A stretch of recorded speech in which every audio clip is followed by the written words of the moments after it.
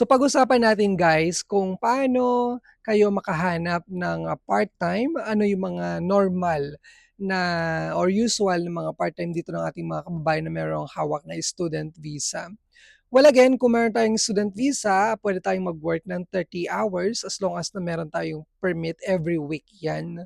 Pero kung kayo naman ay nag-aral ng masters or higher than that, merong automatic na work permit or autorisasyon de trabajar na naka-print na mismo dun sa resident card pag kinuha mo yung resident card mo.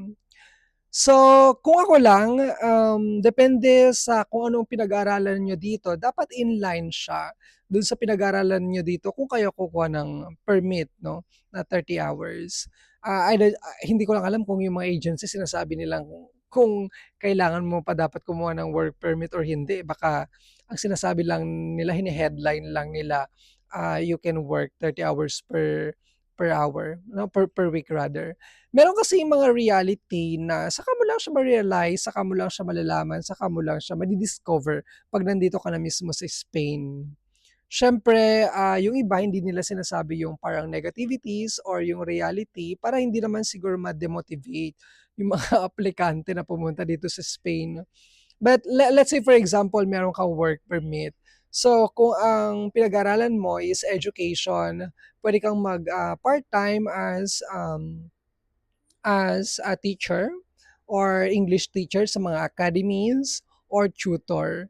Sa totoo lang, yung pag-tutor, yun yung tinatawag nilang classes privadas or yung pupunta ka ng mga bahay-bahay or sila yung pupunta sa'yo para turuan mo sila ng English.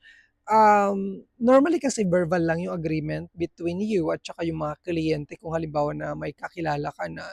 So technically, hindi naman na nire-require ang work permit diyan. But then again, kung mahuli ka, eh, ikaw ang bahala. Good luck sa'yo, 'no?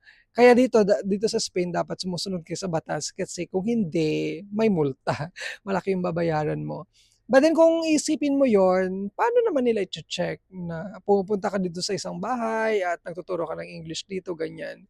Well siguro kung ikaw ay magtuturo sa mga academies, sa mga language academies, possible na merong, ang tawag nun, parang random check, 'no?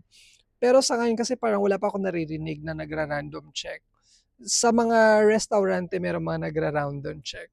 So recap lang natin 'pag kayo nag-aral ng, education or not really, education, as long as magaling ka or marunong ka mag-English, puwede kayong mag-tutor. Ang presyohan ngayon dito is like from €15 hanggang €30. Depende sa level ng bata at saka sa location din. And puwede rin kayong mag-work sa mga language academies. Yung iba, nag-a-accept sila ng ano, may mga student visa. Yung iba naman, kailangan talaga nila ng contract, no? And minsan meron ding summer camp 'pag summer. Halimbawa, tapos na yung school ninyo or wala na kayong ginagawa, meron din nag-o-open. And yung opportunity kung hindi mo siya maririnig from your friend or mga kakilala, it's either you can go to the website, check, mag-Google ka. I don't know if ChatGPT will work sa paghahanap ng part-time dito, 'no, sa pagtuturo ng English. And then another thing is puwede kayong pumunta sa Linggo Bongo, marami doon. Sobrang dami including au pair, kahit mag-alaga ng mga bata, samahan yung mga bata, mga ganyan. Ang dami nila, ang daming mga opportunity do'n at alam ko marami din yung mga friends ko do'n sila nakamit.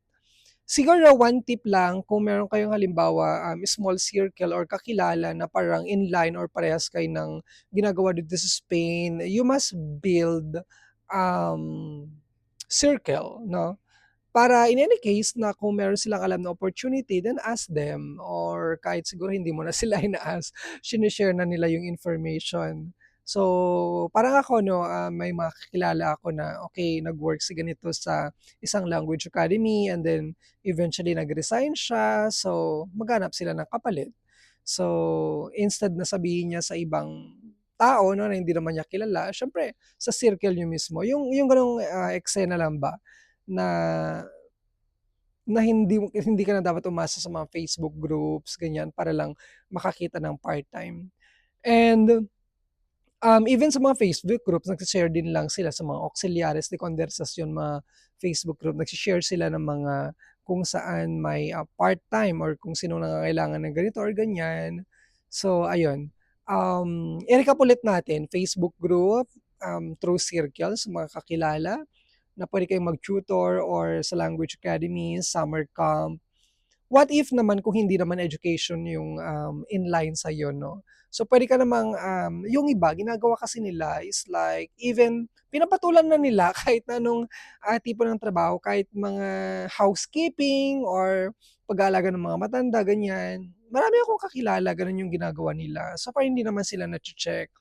But then again, maganda siguro yung program na ng gobyerno ng Espanya for, immigrants or for workers. So gano'n siguro. And yung iba even restaurants and, hotels talagang pumapasok 'no, pinapasukan nila kung 'yan yung question ninyo kung puwede ba. So technically, legality, mag-ask ka ng work permit and kung nakakuha ka naman din ng work permit, then why not?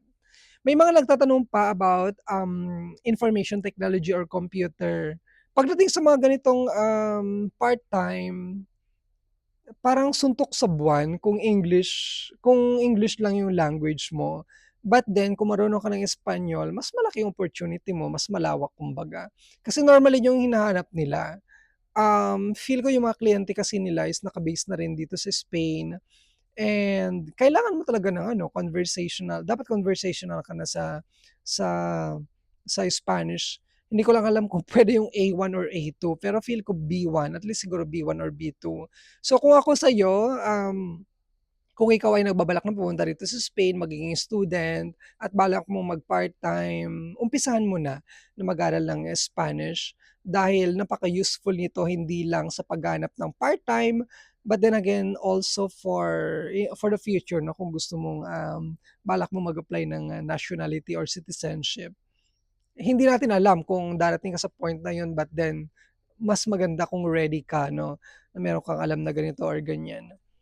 And again, kung sa mga bahay-bahay din lang, hindi na kailangan ng permit or kontrata, yun naman ang ginagawa ng mga kababayan natin tsaka yung mga ibang lahi.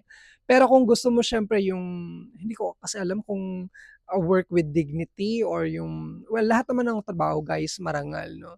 Siguro yung mas magagaan na work, dapat medyo okey na yung Spanish mo, um research is the key, maraming available na information.